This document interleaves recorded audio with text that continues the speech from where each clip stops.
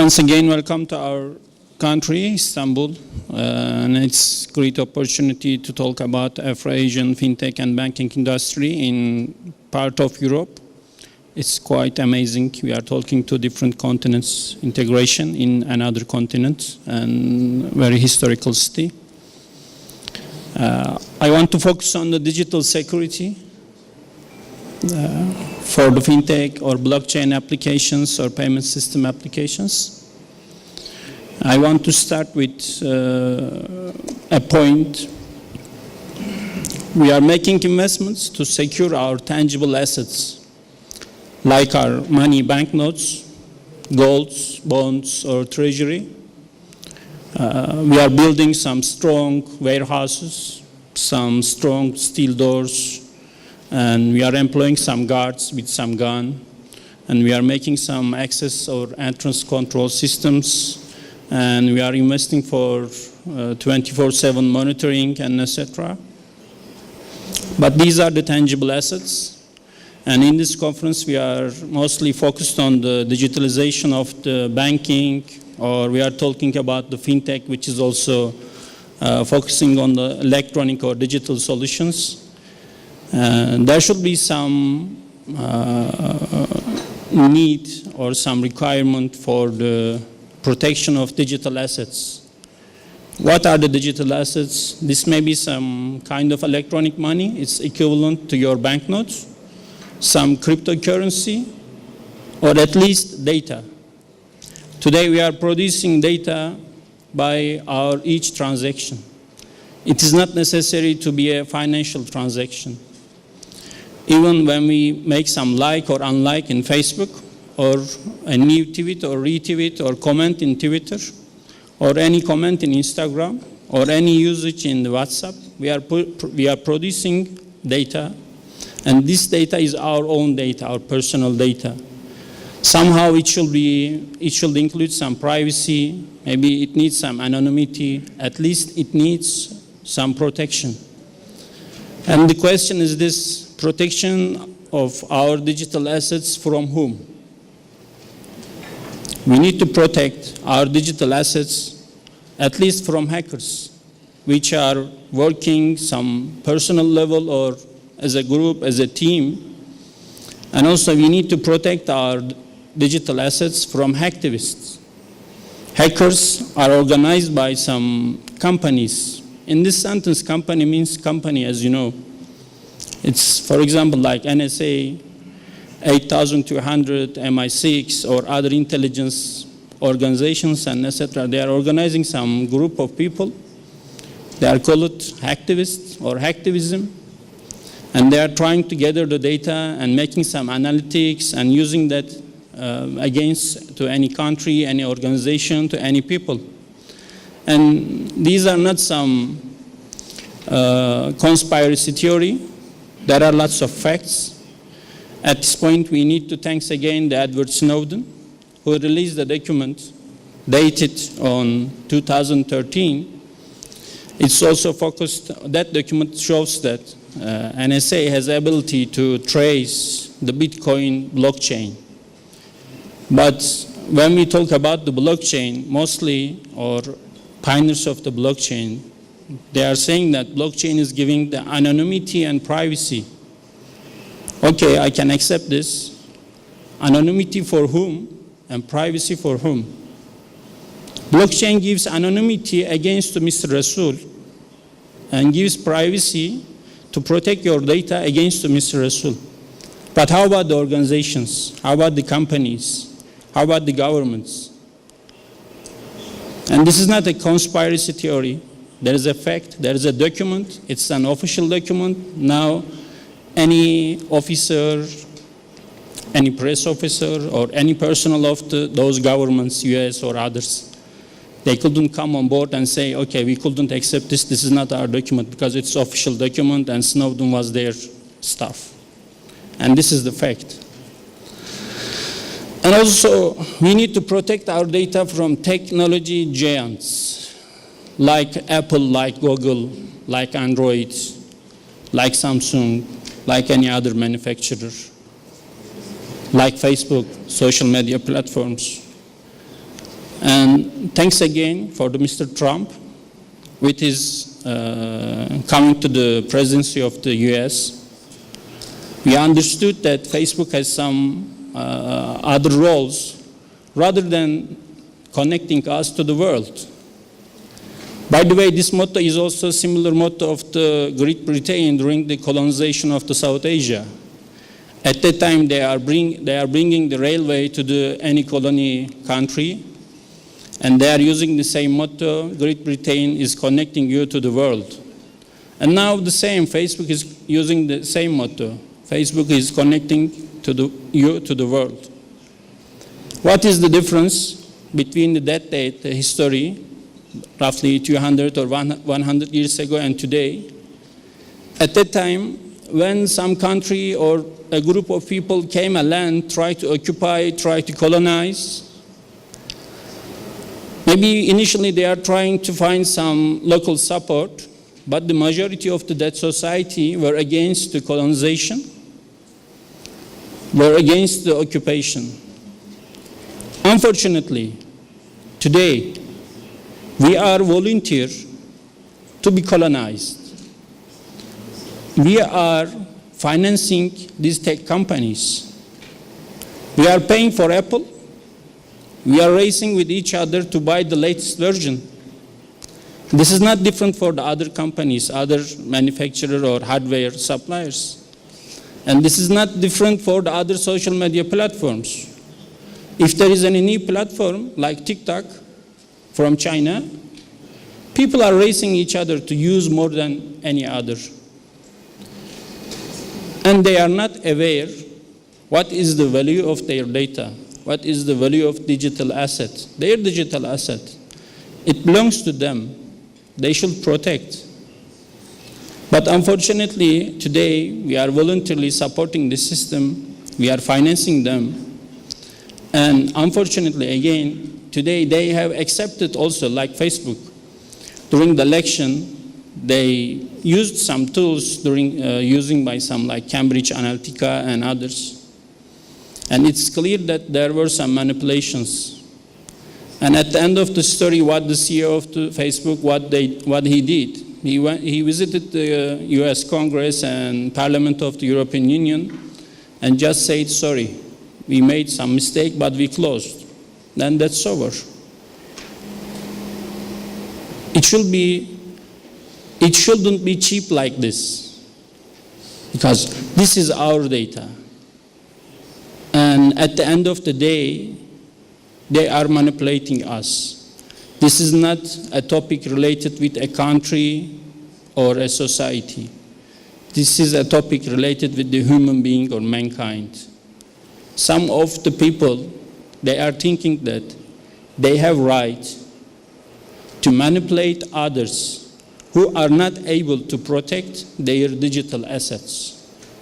And this is not some genius guy or genius hacking this kind of activity. It is affecting the whole society. It is affecting the whole world. We need to protect ourselves. We need to protect our consumers or users. Now, within these 2 days, we are sharing our experience or knowledge to digitalize our banking solution or to initiate some new fintech operations. For each solution for digitalization of the banking or for any usage of fintech, for any usage of blockchain, we will produce the data. At least we need to secure this data to keep and to respect the privacy of our users, our customers, and our brothers and sisters, and also for mankind.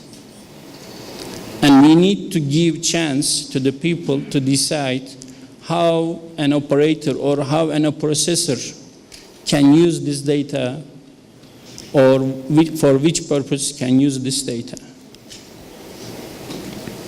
Unfortunately, there is enough technology on the ground. There is no need to make additional investments. In here, maybe most of the participants are coming from banks. One of our panelists is also Vice President of Ziraat Participation Bank responsible for IT and operation. All banks has the hardware security models, already deployed their network. It's a black box, encryption, hardware. We have enough technology to encrypt our data and decrypt that data also. What we need, we need to add a new angle to our perspective. Because we have already deployed our HSMs in our system. And it's available, it's on there, and there is enough capacity. If there is not enough capacity, you can add one more, then you can continue to your operations. And what we need to add to the client side, to the user side, we need another encryption called as a white box. It's like a software-based crypto or encryption solution. Then you can make an end-to-end encryption starting from client, reaching to the host. At least you can protect your user, your customer, your personal data against unauthorized and unwanted hackers, hacktivists, companies, tech giants, and others. Because today we are aware that data is the new oil of this world. And if you have enough technology to protect your raw material, then you can process this raw material, then you can make some end product. If you have a high-tech technology, then you can make a high-end product. You have a data, if you process this, you will make it information. If you can process this, you can make it knowledge. Then you can give your service better. You can give this knowledge to the benefit of your people, your country, your society, and also all the world. But we need to change our perspective. We need to add our new angle to our current technology. Technology is already on the ground. We have already deployed our HSMs in our network. We need to integrate some white box crypto solutions to our mobile applications or any digital wallet or any kind of application. Now, in today, people are talking 5G, IoT, industrial, 4.0 society, 5.0, lots of things. At the end of the day, everything is related with connection. Connection means a new network, a new and high-speed network. People will share more data, people use more data, people will produce more data. And we are the companies. We are the banks, we are the fintech companies, we are the blockchain companies. And our claim is we are bringing an innovative solution to a current problem for payment system, for any other problem of the society. Then we need to be careful to secure our digital assets. Today, maybe these tech giants are not coming and competing with the fintechs. But there is also another keyword is coming, or a new initiative is coming, TechFin, like Apple Card, as some of our panelists, they mentioned yesterday. Apple is a hardware producer, not a banking company. Well, Walmart is a Walmart. It's like a retail company, but now they are giving service in US for money transfer. And this is all over the world, it is the same. There are similar actions or activities in Turkey also. Because they are thinking that they have right, because they have enough customer, they have enough convenience. Then they are thinking to make more money because this is the nature of capitalism. And there is no guarantee, maybe 1 year or 5 years later, Android will come and release a new banking solution or fintech solution. How you can compete? Up to that time, they will collect all the data from all over the world, and they have enough technology to make some analytics. Then we need to focus how we can secure, how we can protect our digital assets, like we are making investments for tangible assets, for money, for gold, for treasury. We are investing so much money for that one. We are talking about digitalization, but we are still not focusing on the digital security of this new world, or our digital assets, or our digital solutions. And in here, the security is not refers only to network security. You are making some applications and designs which are user-friendly, simple, and you need to make some accessible service. It should be reliable and stable.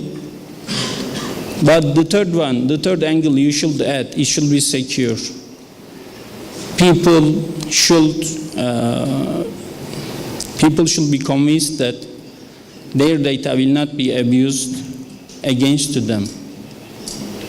And once again, I want to mention here, as a bank, you have enough technology in your network. You have already deployed. You just add a new angle to your perspective. And as a bank, or as a union of bank, as a union of fintech, you can make some platform, including some HSMs, including some white box crypto solutions, making like an API integration for the new startups, for the new fintechs, to give them opportunity to secure their data, to secure their digital assets and your digital assets. There should be some win-win solutions. And this is what I want to mention here again. And this is very critical for our future. And just one sentence I want to add here. Blockchain itself is not offering the security. We are mixing sometimes, when we hear some crypto world, we are thinking that it's like a whole encrypted data and everything.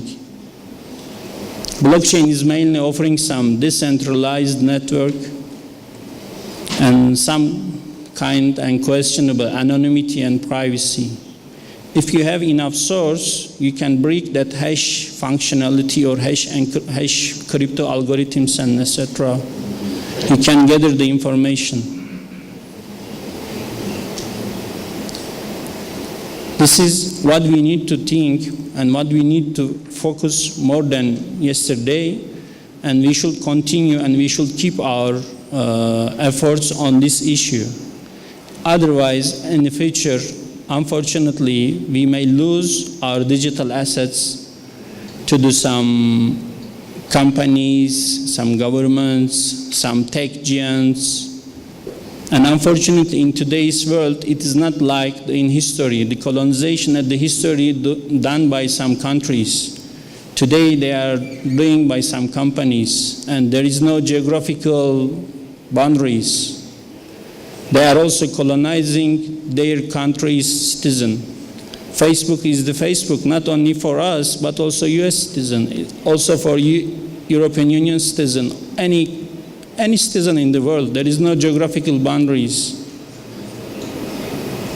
And you are also know that we are also aware that now governments couldn't control this kind of big technology companies. And some of the regulators are here. Honestly speaking, regulations is coming after abusement. Unfortunately, this is the fact. And still it is not covered the whole abusement. Because we are trying to understand today's world with the 20 or 30 or 10 years before knowledge. For cybersecurity, every year there is a new paradigm, new change. Today, if you want to proceed and act a code, for example, in the Turkish National Assembly, it will take at least 1 year. 1 year means new paradigm, new change. How you can regulate this? Then, as a regulator or as a bank, as a capital owner, as an innovator. We need to protect our consumers, we need to protect our users, we need to protect our society, we need to protect the mankind. And we need to increase awareness of the importance of digital security. Thank you.